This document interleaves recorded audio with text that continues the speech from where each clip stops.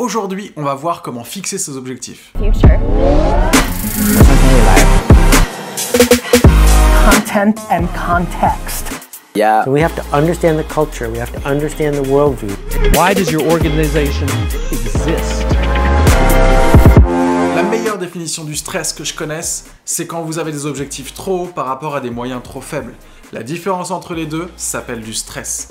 Aujourd'hui, on va essayer de définir au mieux vos objectifs de communication. Il y a deux grandes méthodes que j'utilise pour fixer mes objectifs quand je mets en place une campagne de communication. La première, vous la connaissez sans doute, elle est simplissime, c'est le fameux trio faire connaître, faire aimer, faire agir. La seconde méthode, on l'utilise dans l'inbound marketing, qui n'est autre que le marketing pool de l'époque. L'inbound marketing utilise beaucoup le marketing de contenu.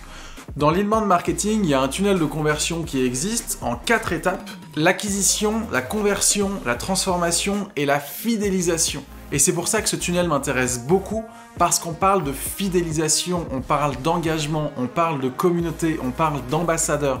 Ça va beaucoup plus loin que simplement faire agir une personne et donc le faire devenir un acheteur. Ce qui est intéressant avec cette seconde méthode, c'est que ce tunnel de conversion associe objectifs et moyens. Puisqu'à chaque objectif de communication, vous avez des moyens qui vous sont proposés. Tout l'enjeu est de trouver le bon objectif avec le bon moyen. Il est très important de pouvoir suivre ce tunnel de conversion, car chez certaines marques, parfois, l'acquisition peut être très performante, mais le reste ne suit pas.